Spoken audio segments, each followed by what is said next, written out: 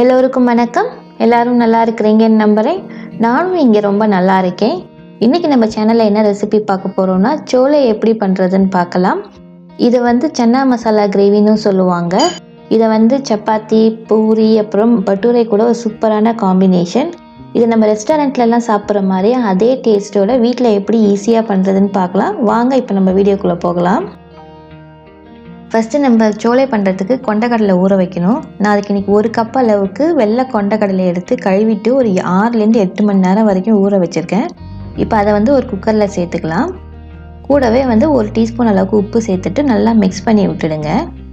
விட்டுட்டு இதை மூடி போட்டு நம்ம ஒரு 4லேருந்து 5 விசில் வரைக்கும் நல்லா வேக வச்சு எடுத்துக்கணும் கொண்டக்கடலையை. இப்போ குக்கரோட ஸ்டீம் போயிட்டுது, நம்ம திறந்து பார்க்கலாம். இப்போ இந்த கொண்டக்கடலை நல்லா வெந்துட்டுது. இந்த அளவுக்கு நல்லா வேக வச்சு எடுத்துக்கோங்க. நீங்கள் எடுத்து கையில் வச்சு அமுக்கி பாருங்கள், இப்போ எப்படி நல்லா வெந்துட்டுது. இது இந்த மாதிரி நல்லா சாஃப்டாக வேக வச்சு எடுத்துக்கலாம். இப்போ நம்ம கிரேவி பண்ண ஆரம்பிச்சிடலாம். அதுக்கு ஒரு கடாயில் ஒரு 2 டேபிள் ஸ்பூன் அளவுக்கு எண்ணெய் சேர்த்துக்கோங்க. இப்போ தாளிக்கிறதுக்கு 1 டீஸ்பூன் சீரகம், 1 துண்டு பட்டை, 3 கிராம்பு, 3 ஏலக்காய், கூடவே ஒரு பிரிஞ்சி இலை சேர்த்துட்டு அதை நல்லா பொரிய விட்டுடலாம். இப்போ நல்லா பொரிஞ்சதுக்கப்புறம் இதில் ஒரு பெரிய சைஸ் வெங்காயத்தை நல்லா பொடியாக நறுக்கி இந்த மாதிரி சேர்த்துக்கோங்க. சேர்த்துட்டு அது கூடவே அதுக்கு தேவையான அளவுக்கு உப்பும் சேர்த்துக்கலாம். ஒரு 1/2 டீஸ்பூன் அளவுக்கு உப்பு போட்டுங்க. கூட ஒரு 2-3 பச்சை மிளகாய் இந்த மாதிரி கீரி போட்டுக்கோங்க. போட்டுட்டு இதை நல்லா நம்ம வதக்க போகிறோம். நல்லா கண்ணாடி பதத்துக்கு வர அளவுக்கு நல்லா வதக்கிக்கலாம்.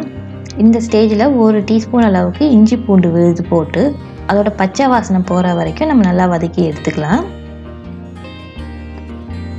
இப்போ இதில் 1/2 டீஸ்பூன் அளவுக்கு மஞ்சள்தூள் சேர்த்துட்டு நல்லா எண்ணெயிலே நல்லா வதக்கிடலாம். இப்போ இதில் 1 டீஸ்பூன் அளவுக்கு மிளகாய்த்தூள் சேர்த்துக்கோங்க. அப்புறம் ஒரு 1/2 டீஸ்பூன் அளவுக்கு ஜீரகத்தூள், அப்புறம் ஒரு 2 டீஸ்பூன் அளவுக்கு தனியாத்தூள் சேர்த்துங்க. அப்புறம் 1 டீஸ்பூன் அளவுக்கு ஆம்ச்சூர் பவுடர், அதாவது மாங்காய் பவுடர் சேர்த்துக்கோங்க. அது இல்லைன்னா நீங்கள் எலுமிச்சம்பழம் கூட சேர்த்துக்கலாம் கடைசியாக. சேர்த்துட்டு இப்போ எல்லா மசாலாவும் எண்ணெயிலே வதக்கிடலாம். வதக்குனதுக்கப்புறம் இப்போ தக்காளி சேர்த்துக்கலாம். நான் இன்றைக்கி 2 தக்காளியை மிக்சியில் அரைச்சி இந்த மாதிரி பேஸ்ட்டாக பண்ணியிருக்கேன். அதையும் சேர்த்துட்டு நம்ம நல்லா இப்போ வதக்கிக்க போகிறோம். நல்லா எண்ணெய் பிரிஞ்சு வர வரைக்கும் இதை வதக்கிக்கலாம். இப்போ நம்ம உப்பு செக் பண்ணி பார்த்துட்டு உப்பு போட்டுக்கோங்க. போட்டுட்டு அதையும் நல்லா வதக்கிடலாம். இப்போ இந்த மாதிரி எண்ணெய் பிரிஞ்சு வர வரைக்கும் வதக்கிட்டு இந்த ஸ்டேஜில் நம்ம வேக வச்சுருக்க கொண்டக்கடலையை தண்ணியோடு சேர்த்துக்கோங்க. சேர்த்துட்டு இதை நல்லா நம்ம மிக்ஸ் பண்ணி விட்டுடலாம். இப்போ நல்லா மிக்ஸ் பண்ணி விட்டுட்டு இதுக்கு தேவையான அளவுக்கு தண்ணி சேர்த்துக்கோங்க. நான் இன்றைக்கி 1 கப் அளவுக்கு தண்ணி சேர்த்துக்கிறேன். சேர்த்துட்டு இதை நல்லா மிக்ஸ் பண்ணி விட்டுடுங்க. மிக்ஸ் பண்ணிவிட்டு ஒரு மூடியை போட்டு ஒரு 3லேருந்து 4 நிமிஷம் நம்ம வேக விடலாம். இப்போ 5 நிமிஷம் ஆகிட்டுது, நம்ம திறந்து பார்க்கலாம்.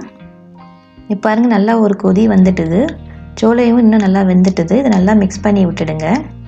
இப்போ பார்த்திங்கன்னா தண்ணி தனியாக சோளை தனியாக இருக்கிற மாதிரி இருக்கும். இப்போ நம்ம ஒரு மத்து இல்லாட்டி ஒரு டம்ளரோட பின்னாடி பாகத்தை வச்சு நம்ம இதை கொஞ்சம் நசுக்கி விட போகிறோம். எல்லாத்தையும் நசுக்கிடாதீங்க, ஒரு கொஞ்சோண்டு நசுக்குனா போதும். இந்த மாதிரி நசுக்கிக்கலாம். இப்போ இதை நல்லா மிக்ஸ் பண்ணி விட்டுடுங்க.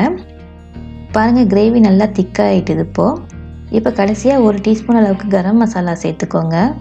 சேர்த்துட்டு நல்லா மிக்ஸ் பண்ணி விட்டுட்டு ஒரு கொதி வர விடுங்க, அந்த கரம் மசாலாவோட பச்சை வாசனை போகிற வரைக்கும். கடைசியாக கொஞ்சம் கொத்தமல்லி இலை சேர்த்து நம்ம சோலையை ஆஃப் பண்ணிடலாம். இதை நீங்கள் பட்டூரை கூட சாப்பிட்டீங்கன்னா ரொம்ப சூப்பராக இருக்கும். அதாவது சோளா பூரின்னு சொல்கிறாங்க இல்லையா, அது கூட சாப்பிட்டா, இல்லாட்டி நீங்கள் சப்பாத்தி, ரொட்டி, பூரி எது கூட சாப்பிட்டாலும் இது ரொம்ப டேஸ்டியாக இருக்கும். இந்த ரெசிபியை ஒரு முறை நீங்கள் வீட்டில் கண்டிப்பாக ட்ரை பண்ணி பாருங்கள். ட்ரை பண்ணி பார்த்துட்டு எப்படி வந்ததுன்னு கமெண்ட்டில் உங்களோட ஃபீட்பேக்கை கொடுங்க. இந்த வீடியோ பிடிச்சிருந்தா உங்கள் ஃப்ரெண்ட்ஸ் அண்ட் ஃபேமிலி கூட ஷேர் பண்ணுங்கள். இந்த வீடியோவுக்கு மறந்துடாமல் ஒரு லைக் போடுங்க. என் சேனலுக்கு இன்னும் சப்ஸ்கிரைப் பண்ணாதவங்க சப்ஸ்கிரைப் பண்ணிக்கோங்க. கூட இருக்க பெல் பட்டனையும் ப்ரெஸ் பண்ணிக்கோங்க. வாங்க நம்ம என்னோட குரல் என்னன்னு பார்த்துடலாம். வையத்துள் வாழ்வாங்கு வாழ்பவன் வான் உரையும் தெய்வத்துள் வைக்கப்படும். அதாவது மனைவியுடன் வாழும் வாழ்க்கையை சிறப்பாக வாழ்பவன் பூமியில் வாழ்ந்தாலும் வானத்துள் வாழும் தேவருள் ஒருவனாக மதிக்கப்படுவான் என்பது இந்த குரலோட பொருள். மீண்டும் இன்னும் ஒரு இன்ட்ரெஸ்டிங்கான ரெசிபியுடன் இன்னும் ஒரு குரலுடன் உங்களை சந்திக்கிறேன். நன்றி, வணக்கம்.